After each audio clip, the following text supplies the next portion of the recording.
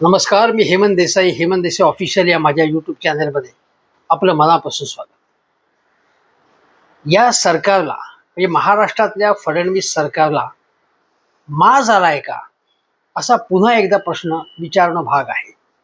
याचं कारण या सरकारच्या कारकिर्दीत अनेक भयंकर गोष्टी घडत आहेत. म्हणजे काल एका शिंदे सेनेच्या नगरसेवकांनी डॉक्टरांना मारहाण केली, अक्षरशः तुडवलं, शिवीगाळ केली.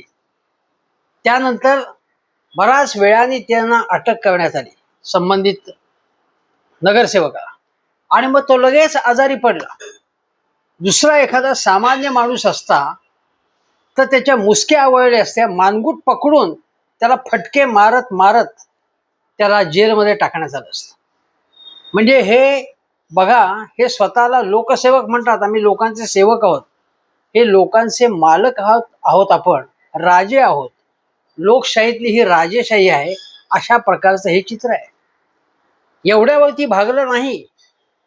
आज एक बातमी आली, त्याच्यामध्ये महाड पालिकेच्या CEO म्हणजे मुख्याधिकाऱ्याला भारतीय जनता पक्षाच्या नगरसेवकाने आज जाऊन कानाखाली वाजवली, त्याला गुद्दे मारले. म्हणजे तो गंभीर जखमी झाला. म्हणजे CEO पालिकेचा, म्हणजे किती माज आलाय बघा. आता त्याच्यावर काय कारवाई होईल हे बघावं लागेल.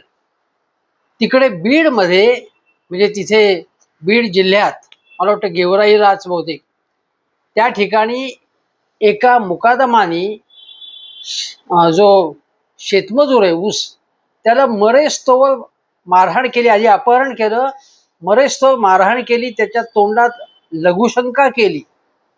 4 दिवस त्याला झोडपलं त्याला मरेस्तोवरती.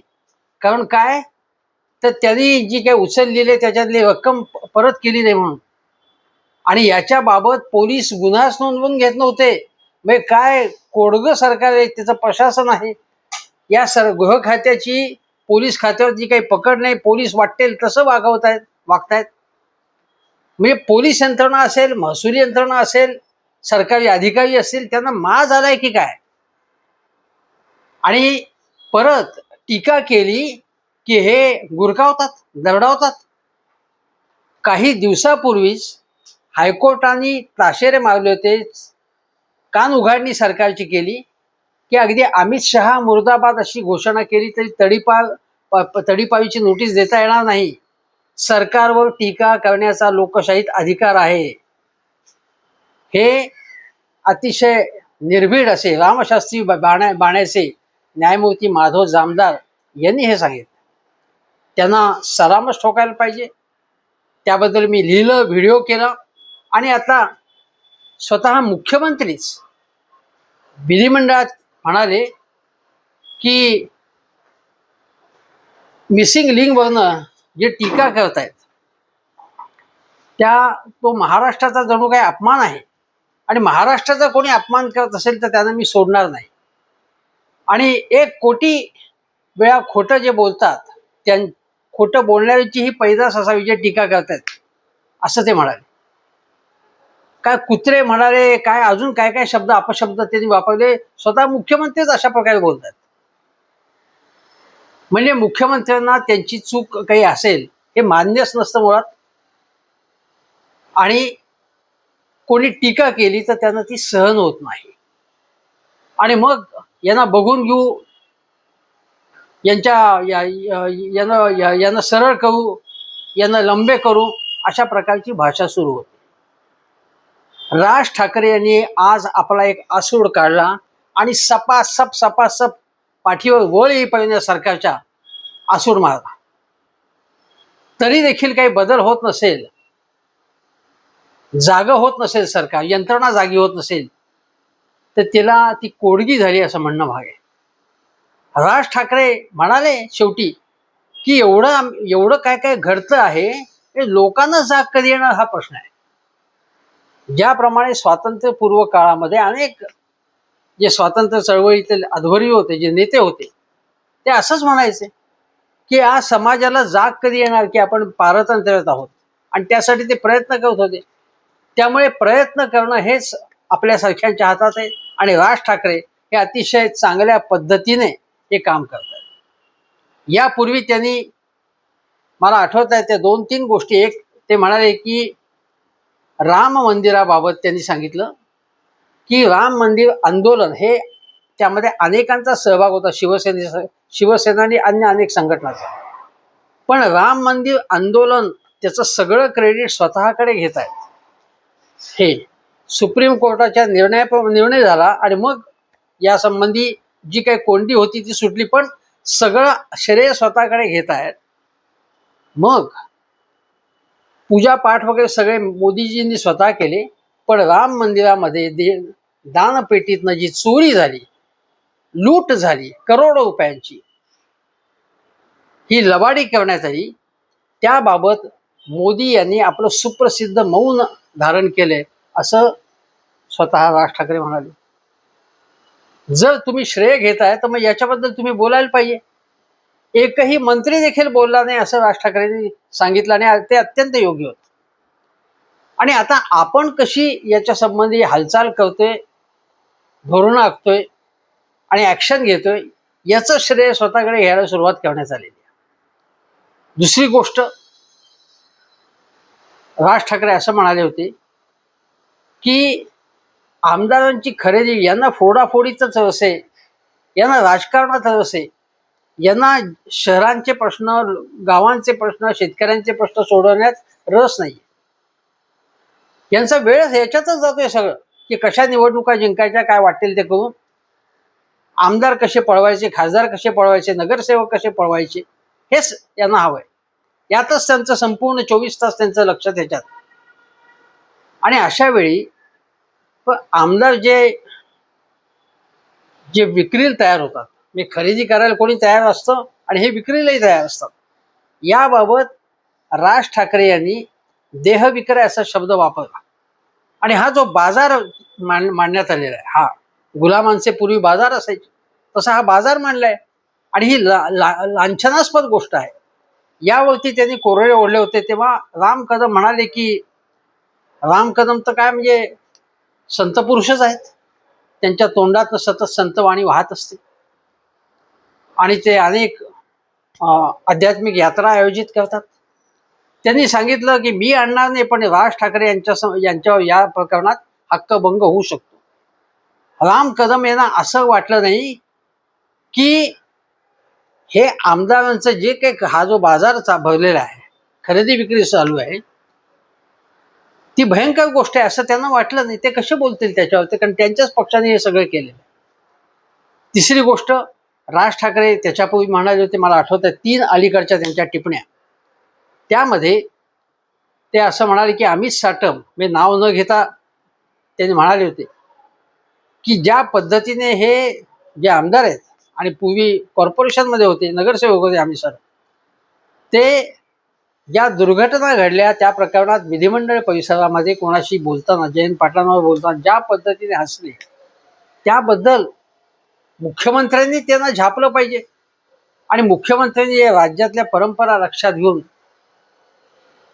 जर त्या प्रकारे आपण वागणं आणि आपल्या सहकार्यांना वागण्यासाठी प्रेरणा देणं, पक्ष कुठलाही असो, पण ही जी काही संस्कृती, राजकीय संस्कृती म्हणतो, ती टिकवणं ही जबाबदारी आहे, विरोधी पक्षांची आहे, पण त्याप्रमाणे मुख्यमंत्र्यांची महत्त्वाची जबाबदारी आहे. आणि ही जबाबदारी ते पार पाडताना दिसत नाहीये. आणि महाराष्ट्राच्या सगळ्या अधोगतीबद्दल राज ठाकरे वारंवार चिंता व्यक्त करत असतात. आणि आता त्यांनी जे आज भाषण केलं त्यांच्या कार्यकर्त्यांसमोर, आणि ते रेल्वे कामगार सेना होती, मला वाटतं महाराष्ट्र नवनिर्माण रेल्वे कामगार सेनेचा कार्यक्रम होता. त्यामुळे राज ठाकरेंनी सांगितलं की ज्यावेळी रेल्वे भरती सुरू होते अनेक वर्षांपूर्वी, त्यावेळी मनसेच्या लोकांनी अचानकपणे जी गर्दी झाली होती त्या तरुणांना विचारलं की हे तुम्ही कशासाठी आलात, कुठून आलात, काय आलात. त्यावरती या मनसैनिकांना शिवीगाळ करण्यात आल्यावरती ते चिडले आणि मग काही गोष्टी घडल्या. पण त्याच गोष्टी एक दोन काही ठिकाणी गोष्टी घडल्या, त्या संपूर्ण महाराष्ट्रात जणू गल्लोगल्ली मनसैनिक तुडून काढतात परप्रांतीयांना, असं हिंदी चॅनलनी चित्र तयार केलं. चुकीचं होतं, ते अवास्तव आणि अतिरंजित चित्र होतं. तो जाऊ दे, तो झाला मुद्दा. त्या प्रकरणामध्ये मला वाटतं राज ठाकरेंना निर्दोषी ठरवण्यात आलं. पण त्यानंतर अनेकांना नोकऱ्या मिळाल्या, मराठी लोकांना नोकऱ्या मिळाल्या, हजारो. आणि ही अतिशय चांगली गोष्ट महाराष्ट्र नवनिर्माण सेनेने केली आहे. त्याच्याबद्दल तमाम मराठी लोकांनी त्यांचं अभिनंदन केलं पाहिजे आणि मराठी तरुणांनी ऋणी राहिलं पाहिजे, हे लक्षात घेतलं पाहिजे. दुसरं, हा मुद्दा झाला, पण महत्वाची गोष्ट त्यांनी सांगितली ती अशी की मिसिंग लिंकवर दरड कोसळून तिकडे पाणी गळत होतं त्यावर टीका करताच या घटनेवर राजकारण करू नका, असं मुख्यमंत्री फडणवीस म्हणाले. मग राज ठाकरेंनी थोडीशी मिश्किल पद्धतीने त्यांची नक्कल करत म्हटलं की अरे वा, म्हणजे तुम्ही जेव्हा विरोधात होतात, म्हणजे महाविकास आघाडीच्या वेळी तर विरोधी पक्षात येत होते फडणवीस, आणि ते करोनामध्ये सुद्धा किंवा देवळं उघडा अन्य अनेक प्रश्नांवर ते राजकारण करत नव्हते का? ते राजकारणच करत होते. राजकारणाने राजकारण नाही तर करायचं काय करायचं? भजन गायचं. राजकारण चांगल्या प्रकारे करावं अशी आपण अपेक्षा करू. कारण लोकांचे मुद्दे मांडणे म्हणजे जर राजकारण असेल तर त्याला लोककारण म्हणतात, ते समाजकारण सुद्धा असतं. आणि मिसिंग लिंक बाबत अनेक तज्ज्ञांनी प्रश्न विचारलेले आहेत, काय चुकीचे आहे त्याच्यामध्ये. राज ठाकरे मग पुढे म्हणाले की तुम्ही करता ते राजकारण आणि विरोधक करता ते राजकारण. आणि ते म्हणाले की यात महाराष्ट्राच्या अपमानाचा प्रश्न कुठे? मिसिंग लिंक बद्दल प्रश्न विचारणं म्हणजे महाराष्ट्राचा अपमान कसा? हा खडा सवाल त्यांनी विचारलाय. आणि म्हणतात की केंद्राची एखादी गोष्ट चुकली आणि तुम्ही काही बोललात की देशविरोधी. बघा, आजही राज ठाकरेंनी एका एका एका गोष्टीकडे लक्ष वेधलं, त्या भाषणात नाही, पण नांदेडमध्ये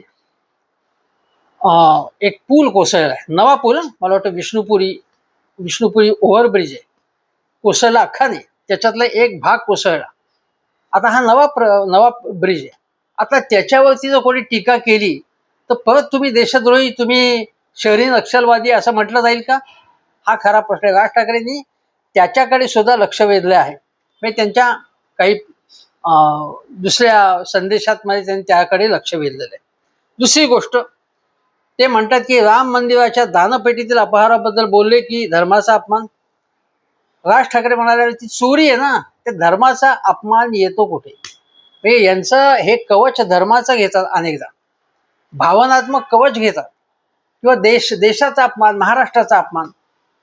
आणि हे म्हणजे म्हणाले होते एकदा फडणवीस की राज ठाकरे किंवा उद्धव ठाकरे म्हणजे महाराष्ट्र नव्हे, मुंबई नव्हे. मग महाराष्ट्र म्हणजे फडणवीस म्हणजे महाराष्ट्र नव्हे असं म्हटलं तर चालेल का? असं म्हणावंच लागेल. फडणवीस म्हणजे महाराष्ट्र नाही. आता ते पुढे म्हणतात राज ठाकरे की हिंदू भाविकांनी श्रद्धेने देवाला अर्पण केलेल्या पैशाचा अपहार होतो, यावर बोललो की तुम्ही आम्हाला धर्मविरोधी ठरवता. संघाचे होसबळे म्हणाले की गैरहिंदू या घटनेचा गैरफायदा घेतील. अरे राज ठाकरे म्हणाले काय बोलताय काय? या ट्रस्टवर भाजप, RSS वगैरे यांची लोक आहेत.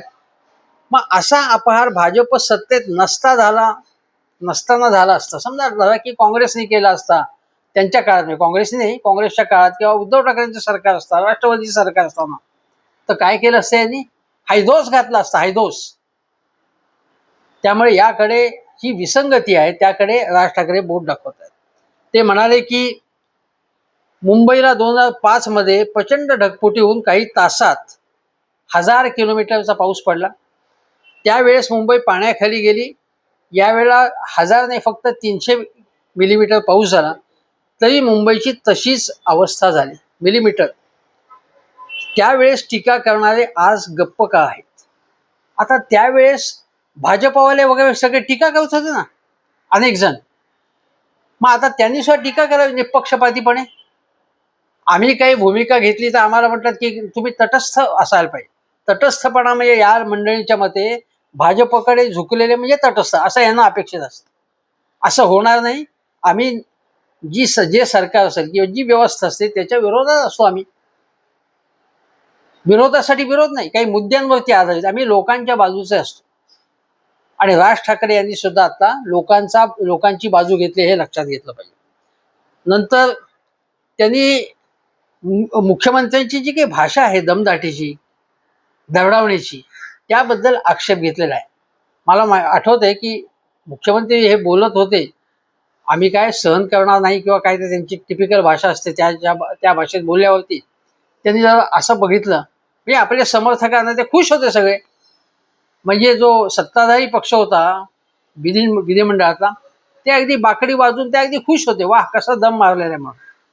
पण या दम मारण्यामुळे घाबरणारे लोक नाही तिथे. आज सभागृहामध्ये कोणीतरी दमदाटीची किंवा सभापतीने एखादी गोष्ट सांगणार त्याच्याऐवजी स्वतः दमदाटीची भाषा जे करत होते, त्यांना आदित्य ठाकरे यांनी अक्षरशः ज्या तारस्वरामध्ये आक्रमकपणे, आणि त्याला भास्कर जाधवांची जोड होती, ज्या पद्धतीने आवाजाला आवाज दिला, डोळ्याला डोळा भिडवला, ती अतिशय योग्य गोष्ट होती. असंच न घाबरता त्यांना आवाज दिला पाहिजे. या लोकांना मस्तवालपणाची सवय झालेली आहे आता, आणि यांचा मस्तवालपणा मोडूनच काढला पाहिजे, अशी माझी स्पष्ट भूमिका आहे. आता बघा, महाराष्ट्रातल्या शहरांचा कसा विस्काव झालेला आहे हे सांगताना राज ठाकरेंनी सांगितलं की ब्रिटिशांच्या काळामध्ये आता जो टिळक ब्रिज असेल, किती आपले सगळे एल्फिन्स्टन ब्रिज, कितीतरी ब्रिज हे किती वर्ष टिकले. त्यांनी अमेरिकेतल्या बिल्डिंगचाही उल्लेख केला, ती किती वर्ष जशीच्या तशी आहे. एक विमान आदळल्यानंतर सुद्धा काही त्याच्यामध्ये हे झालं नाही, हे सांगितलं की. आणि ब्रिटिश लोक कशा पद्धतीने आपल्याला कळवतात की बाबा 100 वर्ष झाली आहेत आणि आता त्या ब्रिजचं आयुष्य संपलं, आता तिची काळजी घ्या. म्हणजे असं नाही की आता तुम्ही स्वतंत्र देश आहात, आम्ही तिकडनं निघून गेला, आमचा काय संबंध, मारा तुम्ही, असं नाही ब्रिटिशांनी भूमिका घेतली. कारण तो लोकशाही मानणारा देश आहे, आणि तिथे काही ज्या प्रॅक्टिसेस आहेत किंवा जे क्वालिटीवरती किंवा याच्यावरती जे लक्ष ठेवलं जातं, ब्रिटिशांची एक शिस्त आहे, नियमानुसार वागण्याची पद्धत आहे. आता याला कोणी साहेबी ढंग म्हणेल, काही म्हणेल, पण ज्या नेमकेपणा, अचूकता, कामाबद्दलचा प्रामाणिकपणा जो आहे, त्या सगळ्या गोष्टी घेण्यासारख्या आहेत. आणि या आपल्या जे समाज सुधारक होते, म्हणजे अगदी बाबासाहेबांपासून ज्योतिबा फुलेंपासून सुद्धा इंग्रजी शिक्षणाचा जे पुरस्कार करत होते, ते त्याबरोबर इंग्रजांच्या ज्या काही चांगल्या गोष्टी आहेत त्या घेण्याचा सुद्धा आग्रह ते करत होते. आणि हे पूल टिकलेले आहेत, आणि आपले पूल ताबडतोब कसे होतात, आपले बिल्डर्सनी बांधलेल्या बिल्डिंगा ज्या 2-5 वर्षामध्ये त्याला भेगा कशा पडतात, धरणांना भेगा कशा पडतात. आज बाई जगतापांनी सांगितलं की मला वाटतं नवीन जो एअरपोर्ट आहे आपला, त्याला गळती लागलेली आहे, अनेक गोष्टींना गळती लागलेली आहे. मी संसद भवन असेल, अनेक विमानतळांना गळती लागलेली आहे, कुठे मेट्रो गळतंय, कुठे छत गळतंय, ठिकठिकाणी या गोष्टी समोर येतात. म्हणजे क्वालिटीवरती यांचा भरच नाही आहे, काही क्वालिटीवरती कुठल्याही प्रकारचा भर नाही. क्वालिटी कारण कंत्राटशाही आहे सगळी, पैसे कमवा फक्त, बाकी जे आहे भाड में असं आहे. आता ब्रिटिशांचं उदाहरण सांगितलं, नंतर त्यांनी सांगितले की नितीन गडकरींच्या खात्याचं काम रस्ते बांधायचं, पण ते इथेनॉल बद्दल बोलतात असं त्यांनी सांगितलं. आणि ते खरंच, आणि इथेनॉल बद्दल आता हा मोठा डिबेट चालले, याच्यावरती नितीन गडकरींवर टीका होते, आणि हे नाकारायचं कारण नाही. नितीन गडकरींवर सुद्धा वेगवेगळ्या प्रकारच्या ते काही घोषणा करतात, ज्या काही वल्गना करतात, त्याबद्दल सुद्धा टीका होती. आणि लोकांना टीका करण्याचा, प्रश्न विचारण्याचा अधिकार आहे. तुम्ही नुसत्या बड्या गप्पा मारत असाल आणि ग्राउंडवरती काही बदल दिसत नसेल. काही चांगल्या गोष्टी केल्या, पण काही वाईटही गोष्ट झाल्या. आता जो मुंबई गोवा रस्ता आहे, त्याबाबत गडकरींना कबूल करायला लागलं ना, की झाले बाबा आमचं काही वेळेत झालं नाही काही. आणि मला वाटतं नारायण राणेंच्या ज्या कार्यक्रमाला मला वाटतं 75च्या कार्यक्रमातच त्यांनी बोलून दाखवलं की आता होईल बाबा, म्हणजे आमची चूक झाली हे एक प्रकारे त्यांनी मान्य केलं. ठीक आहे, नितीन गडकरींनी चूक तरी मान्य केली. चूक मान्य करणारे लोक आपल्याकडे अनेक आहेत. आणि विन्स्टन चर्चिलचं उदाहरण राज ठाकरेंनी सांगितलं की दुसरं महायुद्ध माहिती आहे की दुसऱ्या महायुद्धामध्ये दोस्त राष्ट्रांचा विजय झाला, चर्चिल यांचं नेतृत्व कसं चांगलं होतं, पुस्तकं आहेत अनेक त्याच्यावरती, फिल्म्स आहेत त्याच्यावरती. राज ठाकरेंच्याकडे स्वतः त्यांच्याकडे यासंबंधी अनेक ग्रंथ आहेत, आणि तशीच अनेक फिल्म्स त्यांनी first world war, second world war, बाकी अनेक म्हणजे आंतरराष्ट्रीय घडामोडींवरती सुद्धा त्यांचं लक्ष असतं, त्यांचा अभ्यास आहे. आणि त्यात त्यांना इंटरेस्ट आहे की त्याच्यामधनं काय आपण शिकू शकतो याच्यावरती त्यांचा भर असतो. आणि त्यामुळे त्या युद्धाच्या इतिहासापासून खूप शिकण्यासारखं असतं. चर्चिल यांच्या नेतृत्वाखाली विजय मिळाला, पण नंतर जी निवडणूक झाली त्यावेळी त्यांचा विजय झाला नाही. कारण मग काय झालं की 8 महिन्यांनीच निवडणूक झाली. लोकांनी सांगितलं तुम्ही युद्ध काळात उत्तम कारभार केलात, पण आता शांततेच्या काळासाठी तुम्ही योग्य नाहीत. आणि याचा मतिता अर्थ काय की तिकडची माणसं सूज्ञ आहेत. लोकशाहीमध्ये मताचा अधिकार असतो लोकांना, तो सूज्ञपणे वापरायचा असतो. आता इतक्या काही घटना घडलेल्या असताना सुद्धा जर मतदान करताना लोक याच लोकांना परत निवडून देत असतील ज्यांनी चुका केल्या, याच म्हणजे केवळ महायुती म्हणत नाही, काँग्रेसचं मनमोहन सिंग सरकार पराभूत झालं निवडणुकीमध्ये, कारण त्यांच्या अनेक गोष्टी समोर आल्या. सगळ्या गोष्टी खऱ्या होत्या असं नाही, पण अनेक गोष्टी चुका समोर आल्या.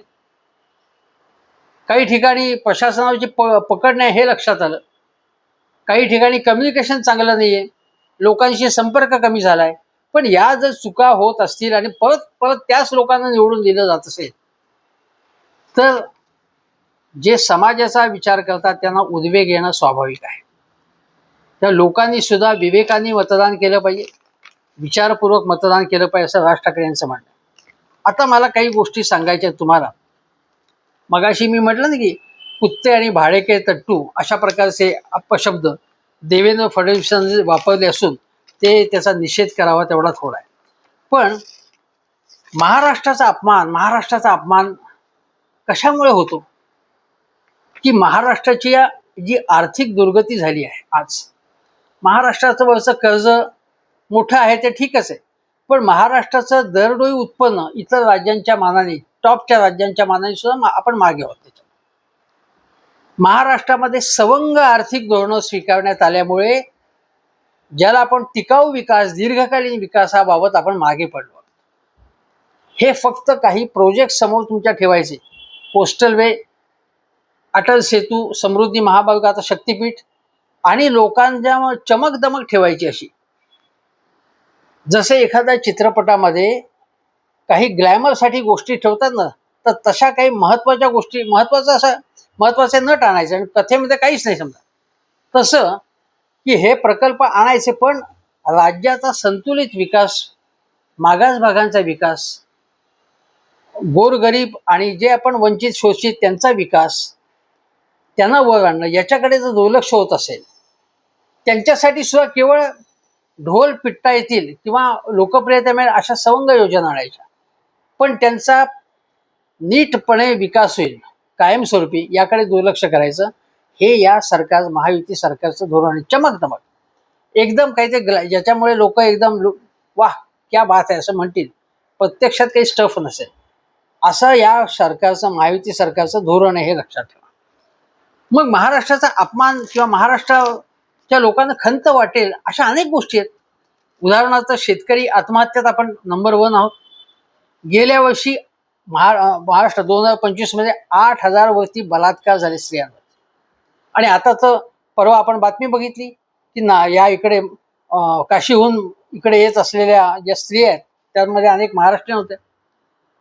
त्यांचा विनयभंग झाला रेल्वेमध्ये आणि पोलिसांकडे आंदोलन केलं उतरून रुळांवर, त्याची दाद फिर्याद नाही केली. काय यंत्रणा कशा प्रकारची आहे बघा.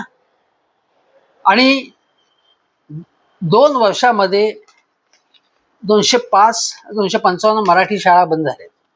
शिवाय मला आज एका शिक्षकांनी सांगितलं आहे की आम्हाला SIR आणि अनेक शैक्षणिक कामं आमच्या गळ्यात मारली जात आहेत आणि त्यामुळे शिकवायलाच वेळ मिळत नाही, विद्यार्थ्यांवरती अन्याय होतो, याच्यावरती तुम्ही बोला असं त्यांनी स्वतः सांगितलं. खरोखर ते अत्यंत महत्वाचा प्रश्न आहे. म्हणजे शिक्षणाची गुणवत्ता अशामुळे कमी होते. एक तर शिक्षक कमी आहेत आणि त्यांच्या माथ्यावरती अनेक कामं मारलेली असतात. मला आठवतंय की या संबंधी सुद्धा पत्रकार परिषद घेऊन पूर्वी राज ठाकरे यांनी इशारा दिला होता की हे खपून घेणार नाही, शिक्षकांवरती असं लोड देता कामा नये. नंतर तुम्हाला सांगतो अजून आता अं, हिंजवडीचं जे IT पार्क आहे त्याच्या तिथल्या पाणी पुरवठा, तिथले रस्ते याच्याबद्दल अनेक तक्रारी होते. अजितदादा सुद्धा वैतागले होते उपमुख्यमंत्री असताना. आणि त्या अधिकाऱ्यांना म्हणाल की हे जे काही चाललंय, की मी 24 तास काम करतो, मी सांगतो हे करा ते करा, यांचे प्रश्न सोडवा आणि तुम्ही काहीच करत नाही, असं उद्वेगाने म्हणाले. आज तिथे या प्रचंड पावसाच्या ह्याच्यामध्ये वीज संकट आले आहे. उद्योगांवरती तिथे परिणाम होतो.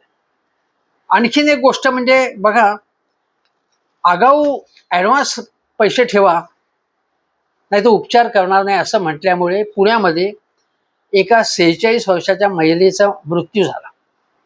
46 वर्षाचा. आणि म्हणजे एक एक गोष्टी तुम्हाला सांगतोय की आता बघा, ही पिंपरी चिंचवडला जी घटना घडली, त्या कचरा, अख्खा कचरा जो आहे तो कचऱ्याचा ढीग कोसळून त्यामध्ये एकाचा तर बळी पडला. बाकीच्या बऱ्याच जणांना वाचवण्यात NDRF आणि आपल्या बाकीच्या दलांना यश आलं आणि त्यांनी प्रयत्न केले, त्याचं कौतुकच करावं तेवढं थोडं. पण हे काय झालंय म्हणजे कचऱ्याचा ढीग आला आणि इमारतीतले लोक गुदमरून त्यामध्ये चिरडले गेले. याच्यामध्ये काही तुम्हाला आक्षेपार्ह वाटत नाही? वसई विरार नाला सुपाराला प्रत्येक दुकानदार सांगत होता जे पाणी ओसरतच नव्हतं. ते म्हणे इथे गटार जायलाच हे नाही, चोकअप झाले सगळे गटार, नाले सगळे गच्च भरलेले.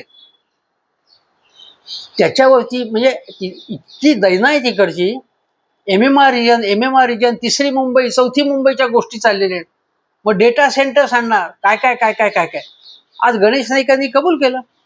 गणेश नाईकांनी सांगितलं की धारावीपेक्षा इकडची भयंकर परिस्थिती आहे आणि ती आज झालं असं म्हणत नाही, अनेक वर्षांपासून हे समजा झालेलं आहे. आता लगेच कोणी म्हणेल की नाही, मग उद्धव ठाकरेंच्या सरकारच्या काळात ही समस्या सुटली का, काँग्रेसच्या काळात सुटली का? या अशा प्रकारच्या कुत्सित कॉमेंटवरती काही आज सरकार यांचं आहे ना, आज सरकार उद्धव ठाकरेंचं असतं तरी आम्ही हा प्रश्न विचारला असता, काँग्रेसचं असतं तरी विचारला असता प्रश्न. त्यामुळे हे गणेश नाईकांनी हे कबूल केले की या प्रकारच्या गोष्टी घडतायत आणि आता याच्याबद्दल फार ठोस निर्णय घ्यावा लागेल. आणि पाणीच जात नसेल तर कसं काय करणार? लोक या कमरेपर्यंत जात आहेत, 3-3 दिवस वीज नाही, पाणी नाही, खायला नाही लोकांना. एवढ्या पाण्यातनं जाणार कसं? म्हातारी माणसं कशी जाणार? लहान मुलं कशी जाणार? त्यामुळे म्हणजे वसई विरार नालासोपारासारख्या ठिकाणी, हे पालघरमध्ये भयंकर परिस्थिती आहे ठिकठिकाणी. म्हणजे शहरं कोसळत आहेत. राज ठाकरे घसा म्हणजे ओरडून ओरडून सांगतायत ते की शहरं आपली उद्ध्वस्त म्हणजे खलास होत आहेत, एवढा भार येतोय इन्फ्रास्ट्रक्चर होतं, येत आहेत लोक, त्याचं काही प्लॅनिंग नाही, काही नाही. कशाही इमारती बघा तुम्ही, वरून समजा विमानातनं आपण बघितल्या किंवा बाकीची शहरं कशी टुमदार आणि छान दिसतात. आणि राज ठाकरे आजही विचारलं, अगोदरही विचारलं की तुम्ही परदेशी जाता तेव्हा काय करता, काय काय बघता का नाही, तिकडे काय आहे आणि आपण कसं असलं पाहिजे. राजकारणाच्या परिघाबाहेर जाऊन राज ठाकरे हे बोलत होते आणि त्यांनी अनेक प्रश्न मांडले. पण त्या निमित्ताने मी हे बाकीचे प्रश्न सांगतोय तुम्हाला की काय काय गोष्टी घडतायत बघा इथे. की आता बघा, म्हणजे महाराष्ट्राचा अपमान किंवा महाराष्ट्राची आबरू कशात जाते बघा. एका याच्यामध्ये पोलीस भरतीत गुण वाढवून देतो म्हणून मदतीच्या बहाण्याने हे करणं, लैंगिक अत्याचार केले बारामतीमध्ये. आणि ती महिला गेली तर म्हणजे संबंधित गुन्हा नोंदवायला त्या तक्रारच घेतली नाही. काय चाललंय काय बारामती सारख्या ठिकाणी? हे कुठलंही शहर असो, शहरामध्ये मोठ्या तालुक्याच्या ठिकाणी अशा जर गोष्टी घडत असतील, कठीण आहे. म्हणजे आपण म्हणतो मुगलाई, काय चाललंय काय हे असं? म्हणजे स्त्रियांना काही सुरक्षा नाहीये. कॉन्क्रिटीकरणामुळे झाडं धोक्यात आहेत अशा प्रकारचे रिपोर्ट्स आल्यावरती मुंबईच्या महापालिकेचे आयुक्त म्हणाले की तसं असं काही म्हणता येणार नाही. आता महापौरच म्हणतात ऋतू गवडे की कॉन्क्रिटीकरणामुळे झाडं धोक्यात आहेत म्हणून. म्हणजे हे काय चाललंय हे महाराष्ट्रामध्ये? आज अजून एक गोष्ट की आज शेवटी विधानसभा अध्यक्ष राहुल नार्वेकर त्यांच्याबद्दल अनेक गोष्टी बोलतात की म्हणजे ते कसे पक्षपाती वगैरे असे आरोप केले जातात त्यांच्यावर. पण त्यांनी सांगितलं की आज या इथे कोणीही अधिकारी उपस्थित नाही, म्हणजे जे ज्येष्ठ अधिकारी विधानसभेमध्ये. आणि आता मुख्य सचिवांनी इथे यायचं असा आदेश दिला. ते म्हणे असं आदेश देण्याची वेळ येऊ नये, मुख्य सचिवांनी इथे यायला पाहिजे म्हणून. त्याच्या अगोदर मंत्री नाहीत कोणी जबाबदार.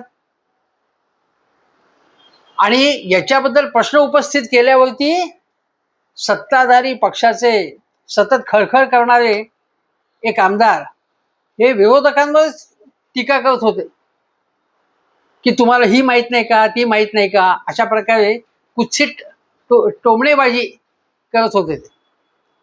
म्हणजे या लोकांना काय वाटतं की सगळी अक्कल देवानी यांनाच वाटून दिली आणि यांचा कारभार हा सगळा चांगला असतो.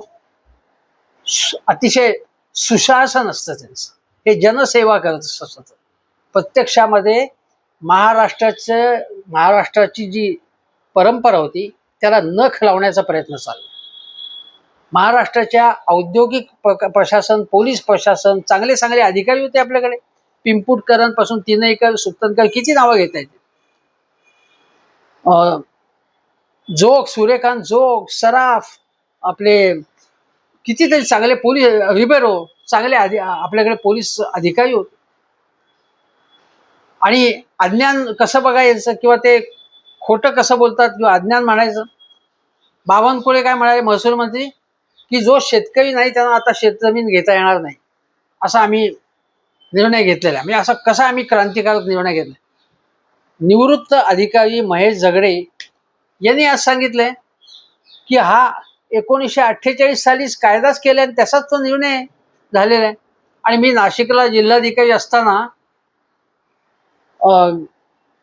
शेतकऱ्यांच्या अशा जमिनी ग्रॅब ज्यांनी बळकावल्या त्यांच्यावर मी ऍक्शन घेतली. तर मोठं संपूर्ण महाराष्ट्रात गाजलं होतं प्रकरण. आणि महेश झगडे यांच्यासारखं अत्यंत कार्यक्षम, अत्यंत प्रामाणिक अधिकाऱ्यांनी हे सांगितलं. मग आता हे यांना खोटं बोलताय तुम्ही, थापा मारताय असं म्हटलं तर 1 कोटी वेळा खोटं बोलणारे लोक विरोधात असतात. आणि सत्ताधारीमध्ये कोण आहेत हे लोक? खोटं बोलणं हा कोणत्या लोकांचा जन्मसिद्ध अधिकार आहे. त्यांचं हेडक्वार्टर नागपूरला आहे. धादांत खोटं वारंवार बोलायचं, प्रचंड खोटं बोलायचं, सतत खोटं बोलायचं आणि लोकांना गंडवायचं. आणि आपण फार मोठे संस्कारी असल्याचा हाव आणायचा. हे बोगस लोक आहेत. आणि यांचा जो बुरखा आहे तो टरा टरा फाडण्याचं काम आज राज ठाकरे यांनी केले. त्याबद्दल राज ठाकरे यांचं अभिनंदन. सरकारला थोडी जरी लाज असली ते राज ठाकरे यांचे हे मुद्दे सरकारने गंभीरपणे घ्यावेत. मुख्यमंत्र्यांनी त्याची दखल घ्यावी आणि सुधारणा करावी, आत्मपरीक्षण करावं, एवढीच विनंती. हेमंत देसाई ऑफिशियल हा माझा यूट्यूब चॅनल जरूर बघा, शेअर करा आणि प्रतिक्रिया व्यक्त केल्यास, टीका केल्यास सभ्यपणाने ती करा, एवढंच आवाहन. थँक्यू.